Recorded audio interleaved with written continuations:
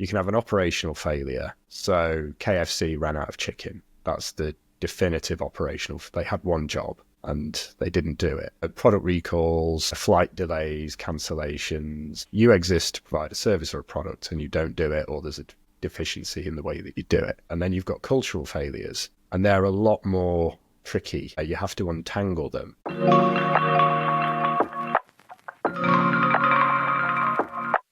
Welcome to the Digital Customer Communications Podcast, where we discover how regulated companies engage, retain, and delight customers at scale. In today's episode, we're looking at how regulated businesses can communicate effectively with their customers during a crisis. Whether it's a cyber breach, a regulatory issue, or reputational damage, the way an organization responds can really determine the level of trust it retains with its customers. We're going to explore how crisis communication has evolved, why it's more important than ever in light of increasing breaches, and what businesses can do to ensure that they're prepared. We're joined by Sean from Essential Content, a communications advisor, best-selling author who has worked with organizations across banking, finance, investment, insurance, healthcare. He co-authored The Apology Impulse, a widely acclaimed book on corporate apologies, and has written on communication strategy for publications like The Telegraph and City AM. Hi, Sean. Hi, how you doing? Thank you so much for joining me today. Why do so many organizations handle crisis communication so poorly? I think there's a short answer and a long answer. So the short answer historically would be that organizations are made up of people and people don't like getting shouted at. Now, social media has changed how organizations respond to criticism, and it's become an amplifier of criticism, which often takes a problem that could have been contained and spins it up into a crisis. So if you think back to before social media, your access to brands was limited to letter writing, the phone, or actually visiting a site, a shop, or an office. So lots more people have quicker, more scalable access to brands, and that has changed how brands perceive the risk of criticism. That's changed the standards and the approach that the standards that have been set across a number of industries, particularly what we in-house would call low friction industries, where the risk of a customer going to one of your competitors is quite high. Now that's quite low in banking, but it's quite high. Let's say your Starbucks, for example, it's low friction. If you sufficiently annoy a customer, they've got Costa. They can still get coffee effectively. So organizations made up of people. People don't like being shouted at. People panic when there's a problem. And one of the potential solutions to that is better planning. And one of the challenges we help our clients solve is planning and understanding what it feels like to be in crisis and being able to determine between, is this a crisis? Is this a problem? What are the factors that would change it from being a problem that is reputationally risky to a crisis, which poses an existential threat to the firm? And crises can do that. In terms of that divide then, the problem versus crisis, can you dive into that a little deeper? How would you define those? So we define it as, well, there's a few metrics informally that we use. Duration is one. If it's going on for more than a week, it tends to benefit from the crisis treatment rather than just a customer service or a logistics issue. Size of the audience, how interesting is this to the media?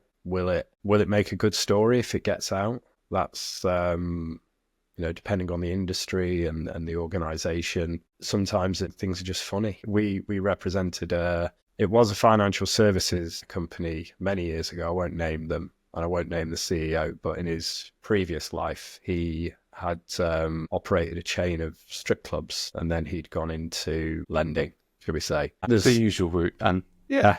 He's he called himself a diverse entrepreneur.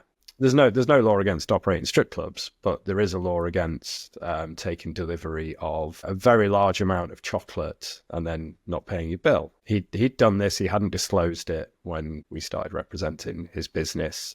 I was pitching a journalist and he said, "Isn't this the guy that went to court over stealing a lorry load of chocolate?" And I said, "Can't be him. Can't be." It was him. And that kind of reignited that journalist's interest. He said, I didn't know what he was up to, and interesting that he's lending money. We went back to the client and said, we think we've got a problem here. And can you explain a little bit more about what you were up to before starting this business, particularly with reference to chocolate? And he kind of understood what was going on. Yeah, how newsworthy something is, how many people are affected, in what way are they affected, that can all contribute to whether something is a glitch. And companies have problems every day. ATM networks go down. If it goes down for an hour, that's a problem. You're going to annoy a lot of people. If they're down for days, that's a crisis. If they're down for days just before Christmas, that's definitely a crisis. If your ATM network provides infrastructure for other banks, I know of one scenario where one of the big banks in the UK, their ATMs failed, and they also provided ATM infrastructure for other smaller brands. And those customers of those smaller brands didn't actually know, oh, when I take my debit card to the cash machine, I'm actually using Bank Y, let's call them. And then that kind of spiraled out, and it created crises for those other brands as well. That's what we would call a kind of key supplier situation, where they've not done anything wrong, but they've got a big problem to solve, and they need to solve it in their own way, in their own tone of voice, as you know, how they talk to their own customers. But their approach to solving it needs to align with the other bank, because if it doesn't, it's going to cause confusion. People are going to see discrepancies and not trust the response. And explaining is one thing, but saying sorry is another. And that's kind of what you talk about in your book, the challenge that businesses have, companies, organizations have in saying sorry today.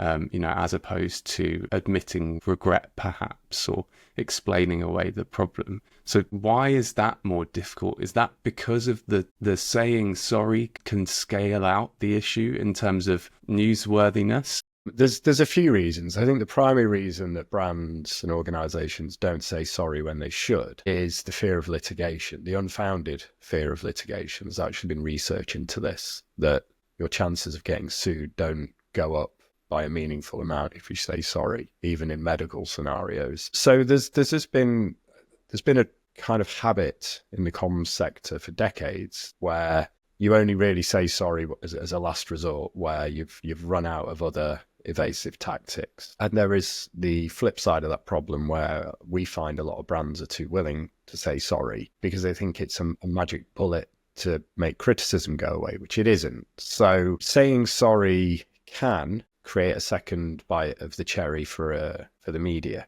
if there's something's gone wrong. And I'm thinking back to maybe 7 or 8 years ago, when for some reason everybody was just hypersensitive about everything and getting offended about everything. And there was I'll mention them, they're big enough to sort of absorb it. H&M had they'd done a advertising campaign that involved lots of different children all wearing H&M products. Really cute, lovely. Some people got offended by the slogan on one of the kids' jumpers. Nothing wrong with the slogan, it was context dependent. And most people said, oh, people are being oversensitive. The kid's mom actually said, I'm not offended by it. So the slogan was, I'm the cutest monkey in the jungle, something like that. So if you're overthinking it and looking for ways to be offended, great, go for it. But H&M were kind of put through the ringer a little bit, because they were getting criticized from America, Europe. I think the campaign was Scandinavia. And I can't remember which high-profile rapper it was, but somebody weighed in, and it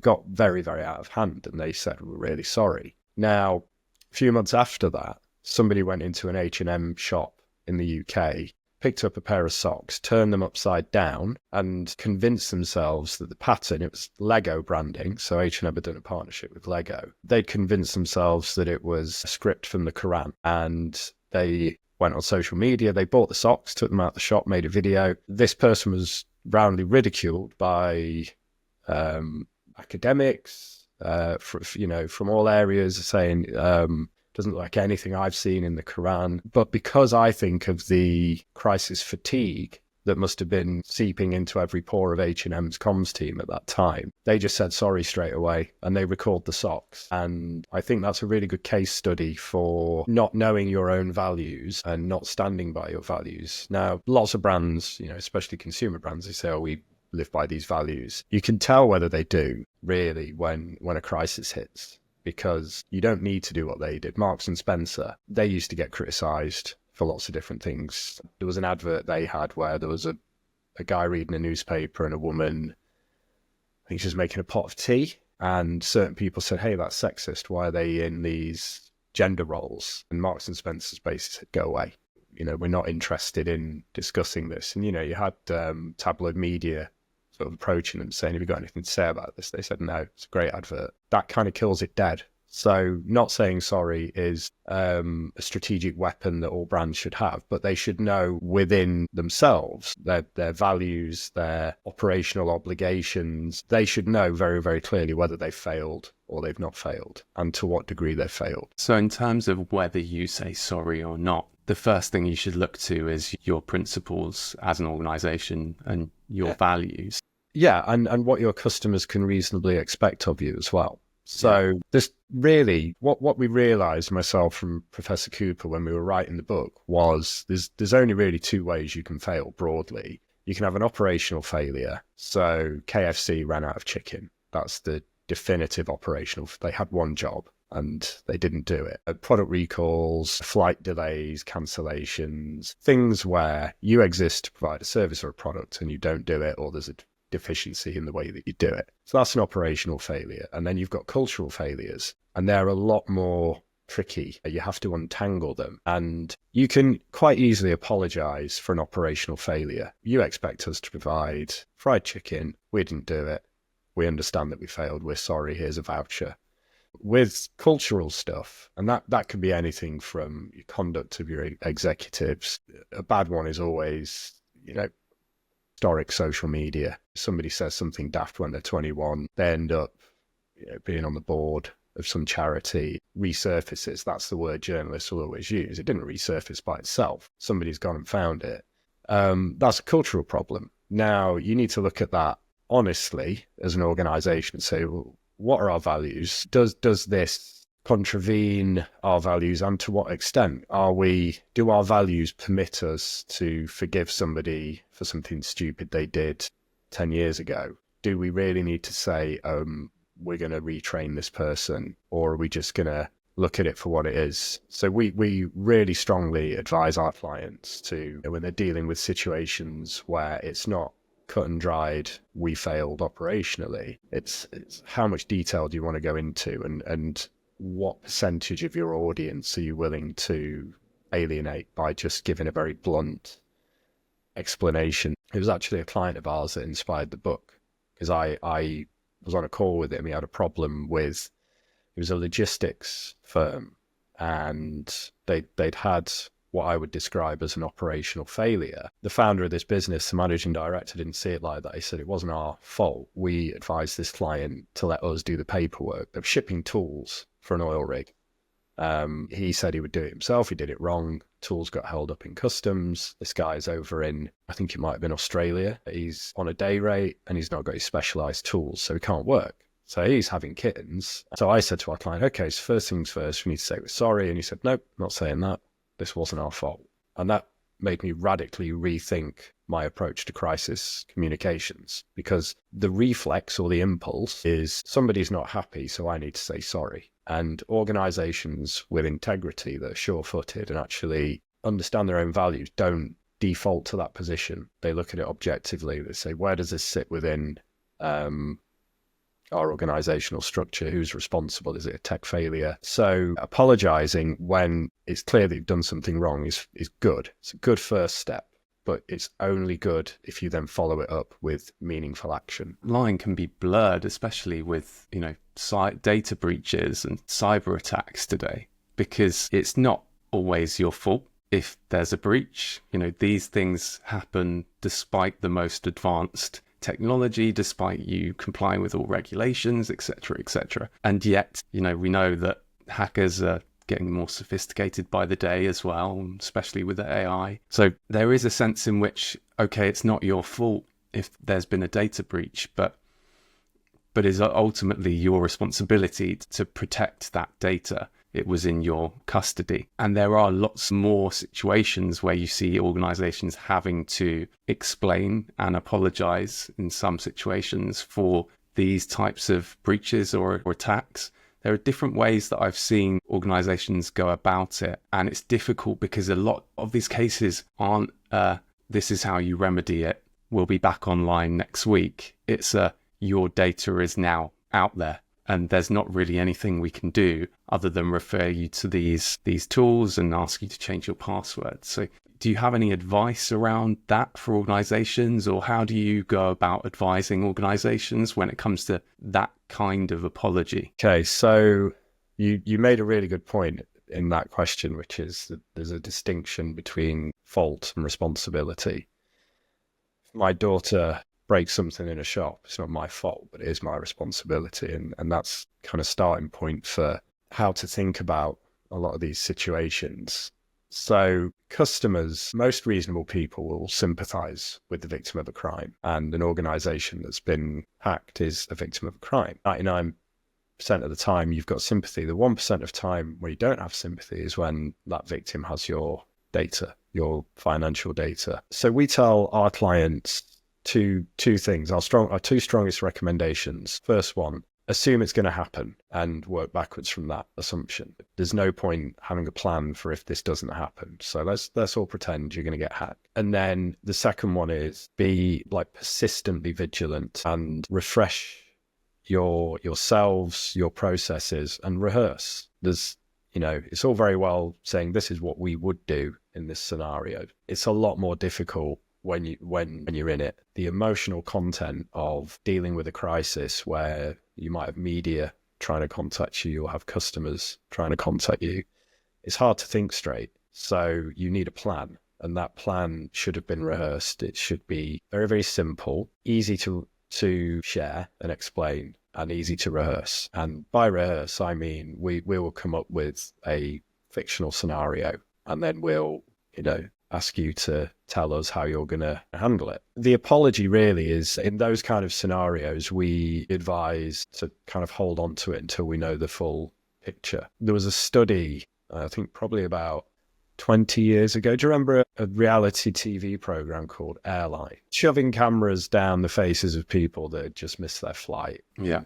Looking in suitcases. Good. What a lot of people don't know about that, it was kind of that program was the premise for a lot of behavioral science research. There were a lot of researchers on site doing experiments and doing analysis of people, because an airport's a great place to observe and analyze consumer behavior because of the amount of operational failures that can happen. And one of the things that came out of one of the studies was that in a operational high stakes situation, so you're not getting on your plane, that's high stakes and it's operational. There's no real cultural resonance. You don't really care who the airline is at that point or what their values are. You want to get either on the plane or an explanation of what happens next. One of the things they found was that consumers in that headspace where they feel let down and frustrated and anxious value demonstrations of competence and creativity way more than they value demonstrations of empathy. So the apology is a function of empathy. It's the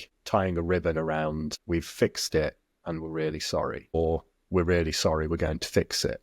But in some cases, customers, service users, they don't want to hear the word sorry. They want to hear the words, here's what we're going to do next. Here's what you can do. So the apology is, if it's due, it should be given. And there was another study, and I tell this to all of our clients because I think it's really interesting, is the amount of time you leave between your, let's say, the thing that you did wrong and saying sorry has a really, really strong effect on how well that apology is actually received.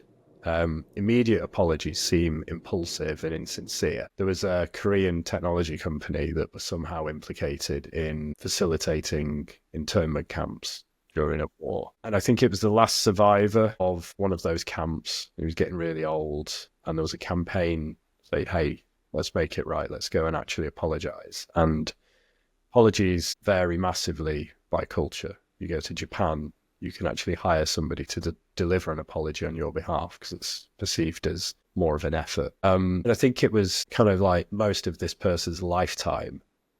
And what he said afterwards was it means a lot because it's a long time coming, but they've thought it through. So instant reactive apologies, they're perceived as insincere. There is a sweet spot as well. If you're sort of getting over whatever it is that annoyed you, and then you get the apology a little while later, you're in a more receptive frame of mind. You're not feeling the pain of what went wrong. Happened to me once. I got I went into McDonald's late one night and needed to use the bathroom, and there was like cones up the stairs, and the security guard said just use the accessible one downstairs. So I went in there, and the lock fell off inside. So I was trapped, and it was a Friday night. It was late, so there were loads of drunk people in there. I was hammering, and they had to get me out with the crowbar. And then when the door opened, there was an audience. It was fine. It was a bit embarrassing. But the thing that annoyed me most was I went to collect my food that I'd ordered, and it had all gone cold. And I said, can I have some new food? And they were like, no, really busy. So I sent McDonald's an email and I said, I got trapped and this happened and I want my money back for whatever the food was. Here's my receipt. And they sent me it was about 80 quid's worth of vouchers. But it was sufficiently long time from me being annoyed about what had happened. I'd got to the point where it was a funny story. And I got these vouchers and an email from a real person. And they'd said, we've actually spoken to the restaurant. They've confirmed that this did happen, and we're really sorry. Here's 80 quid's worth of McDonald's vouchers. And, my perceptions they don't care, obviously, how I perceive them. But my perspective, that apology worked because it drew a line under it and it actually improved my perceptions of the brand, because as a consumer, I factor in failure to my buying decisions. Everybody does. You wouldn't leave the house if you thought every encounter you had with the brand or an organization was going to be flawless. You do expect. Great example is online shopping. You kind of expecting the odd replacement here and there, and you have degrees of tolerance for that. So consumers are pretty good at acknowledging that the service product isn't going to be perfect 10 times out of 10, but brands aren't very good at that. They, when they're less than perfect, they can go into panic mode. In that McDonald's incident, I can't imagine that they had a template ready for that specific incident and they'd rehearsed it. So when you work with organizations, there's an element of being prepared and having done the rehearsal and having templates that are possibly prepared for those, operational versus cultural failures. How many different categories of template do you work with organizations on versus allowing for the reactiveness in the moment of creativity and, like you say, expressing the empathy, but, really working to do something about it? It's a really good question, and it varies by industry and by the size of the organization. And it's what you don't want to do is overthink it and try and come up with a template for every scenario. So you start with what is the worst thing that could happen to this business, and they'll usually know, either because it's happened or it's happened to a competitor. I was talking to some self-storage businesses last year trying to answer that question, and it's often surprising. The answer I heard the most was the thing we live in fear of is flooding, because we can't stop it, and there is a guarantee that we'll be replacing a lot of people's stuff. But on the flip side, customers know there's nothing you can do about flooding other than, should you really have put a self-storage facility where you For the river. Yeah. Yeah. So there is that. So they have to answer that question. So really they're judged on what mitigations did they take and how quickly did they respond. So flooding, fire. I thought fire would be the top one, but it wasn't, because they've got processes, and if a fire starts, you can control it to an extent. You can't control floods to the same extent. So what we do is we look at the worst case scenario and then plausible variations of the worst case scenario. You will always come up against something that exceeds the worst case scenario or very nearly exceeds it. And usually it's like, again, it's how tempting to the media is this story? Is there something ridiculous about it? So the templates really are, you split them operational and cultural. And then you drill down into areas of failure. What can go wrong day to day? What can go wrong over time? What is your typical customers, that's a dangerous term, but bear with me while I use it, your typical customers' like biggest fear usually is losing money in one way or another, or being inconvenienced, or not getting the product or service as advertised. So you kind of you work backwards from those assumptions, but start with worst case scenario, prepare for that.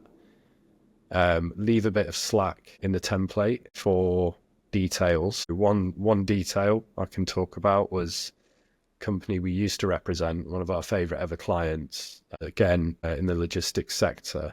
All that happened is one of their drivers had a crash, but he'd gone into the back of a van, dog walker's van. So on the side of the van, it's like Daisy's dog walking with pictures of cute dogs. Now, you're thinking now, were there any dogs in the van? Not who was at fault, how big was his van compared to hers, was anyone injured? You're probably thinking, oh no, dogs. Thankfully, she dropped them all off. She was on her way home. So it was a crash between an empty van and an empty van. Had that happened half an hour before, it completely changes the complexion of, if the same failure has happened, this guy's made a mistake and he's not put his brakes on quick enough and he's gone into the back of somebody. Imagine how that plays out if you open the back door and there's like puppies, howling and, people crying. I don't want to be too graphic, but it's the same failure. Doesn't look good. Yeah, it doesn't look good, but that's like the media are going to be on that. They're not going to be on, oh, this fan from this business hit this fan. And it's a story, yeah. Could it be a story, and how big could it be? Within those templates, we then look at details. So who is best placed to speak?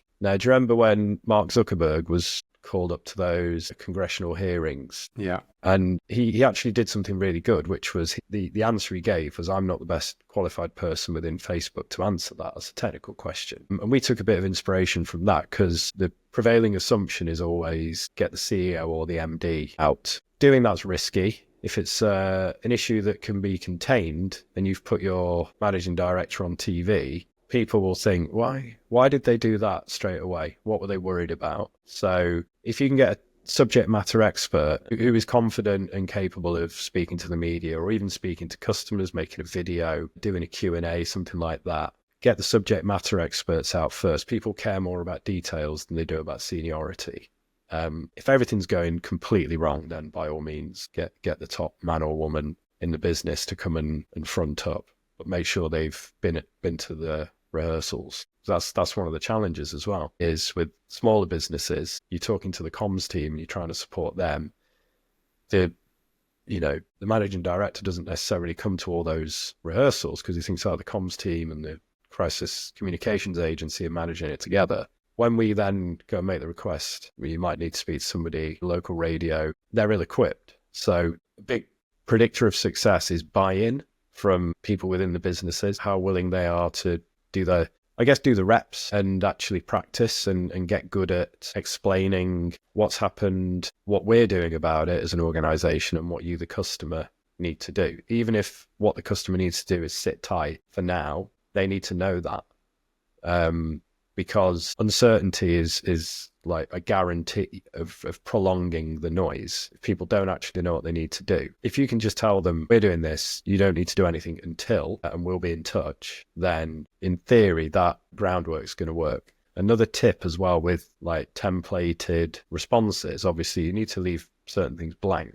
What you really, really should do with any comms response in a crisis situation is timestamp everything actually within your copy, because people share stuff in they don't share it in like chronological order. Somebody will see something on Facebook or X and they'll say, I'll retweet that. It looks like it's useful for customers of RBS, for example. Yeah. And it might have been the last statement you gave before an update, but they don't know that. So sequential time-stamped communications, timestamp it in the copy, because sometimes people can be a bit sneaky and they'll crop it because they want to cause a bit of confusion. So in your quote, it's like, as of 12:33 on Wednesday the 3rd, here's what we know. This is subject to change, but as it stands, customers need to change their password. And then that should be it for then. And then your next update should include a reference to your last update. And you say, right, Wednesday we told you this, we now know this. This changes it in this way. So always give a step forward, even if it is just wait. So transparency is key. Time stamping in written documents is a really good idea. When we talk to people, our audience in financial services and other regulated industries, one of their biggest concerns is regulation, right? Especially, consumer duty is a good example of something that really is really relevant to how we speak to our customers. In there's quite a lot about consumer understanding, consumer support, and making sure that you are clear. So there's not just being transparent and being sorry and explaining what you're going to do next, etc. There's how you say it. We haven't got much time left, but just to wrap up here, are you able to give a point by point, this is how you can be more clear in your communications, and these are the things that you definitely need to touch on when you're sending out something regarding a crisis? So the key to clarity really is your tone of voice, and getting your tone of voice right is bigger. It's a bigger exercise than dealing with a specific crisis. With, let's say, banking, that's what I think of when I think of a regulated industry, and consumer duty. It's very layered and there's lots of technicalities to it, but at its core, it's about treating customers fairly and giving them information that they can understand. So one of the approaches we take with crisis comms versus normal comms is you need to understand that the crisis might be the first time this person's actually interacted with your brand, because things might have just been going really well. They just wanted a bank account. They didn't care. They might have moved to the country and just had to open a UK bank account. They've gone in the first bank branch they've seen. They've got a current account, moved their money in. They're fine. They don't care about your sustainability objectives or anything like that. So that crisis might be actually them experiencing their first interaction with how you communicate. Now, the most important thing if you do nothing else well in this scenario, make sure that you are clear about what their rights are, what your obligations are, and what you want them to do, and do it in plain English as you possibly can. And one tip, and I still see this, and I can't unsee it, it's a pet peeve of mine, it's when banks refer to money as funds. Very, very rare that a normal person in a conversation will talk about access to funds. I've got insufficient funds to come to the pub. You don't say that.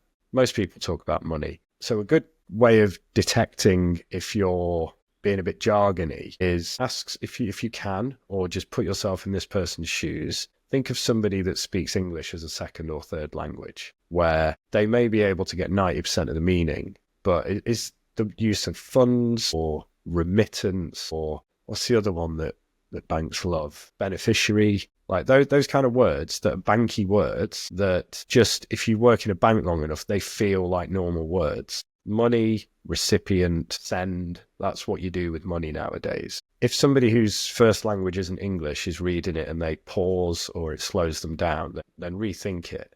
Another exercise with like clarity of your comms is, could you explain it to a 10-year-old? And if you could, use that version of it without being patronizing. And if it's technical, could you explain it to a 90-year-old in a way that they could explain it to another 90-year-old? So start with that and then start putting the detail on. Being insufficiently detailed is risky if the details are important to the customer. If the details are about your internal processes or your brand values or your commitment to information security, you can leave those out, because the last thing a customer wants to hear. Have you ever heard an organization say, we take data security very seriously in any scenario other than we've just been hacked? We call those character references, but character references they're giving themselves.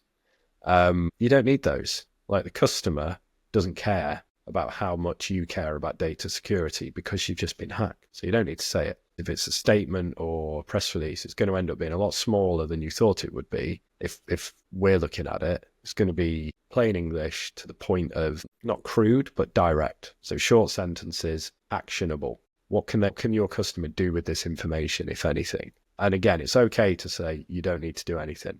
Vitality Health, I'm going to give them a shout out because their comms are really, really good. They sent me an email and it was an update on something, and it was, rest assured, your work here is done, something like that, as a preamble to quite a detailed thing about something else. And I thought, okay, reading this in a really good frame of mind, because I know I'm not scanning it looking for what do I need to do? What's my job here? They told me that it was just context. So stuff like that, where you're limiting the cognitive burden on the customer, because the customer's the victim, really. Banks are, in big organizations, they're fine. They can absorb this kind of stuff. But being as specific as possible as well. Yeah. One last question before we let you go then. Since writing the book, do you say sorry more or sorry less? I probably say it a little bit more, but I think that's because I'm getting a bit older and a bit crankier. My daughter was born about 6 months after that book came out, and being a dad, I think, predisposes you to having to say sorry. Yeah, it does. It really, really puts you in your place. But one thing I will say, there's lots of negative things you can say about me, but I think one of the positives is if I'm saying sorry to you, I've thought it through. It's not just it's not faux apology. I genuinely reflected and I've messed up. And you've got a book to prove that you've thought it through if anyone asks, which I think we're going to send out. We're going to send out a free copy to someone along with this episode. If anyone does want to get in contact with you for help or questions, where can they find you, and essential content as well? The best place to get in touch. So our website is essentialcontent.co.uk. That's all one word, no hyphen. We're quite old school, so there's a phone number on there. You ring that phone number, I'll answer it, and we can have a chat. My email address is on the website. It's Sean, S-E-A-N, dot, now just spell my surname, O-M-E-A-R-A, O'Mara, but it's spelled O'Meara, at Essential Content. LinkedIn, but there's lots of Sean O'Maras, and they're all in Ireland and Boston and Chicago. But if you Google Sean O'Mara Essential Content or come to our website, you will be able to get hold of me. Yeah, you can ring the number, you can send me an email, there's a contact form. There's no excuse not to get in touch. Perfect. Thank you so much for your time today, Sean. Thank you for having me.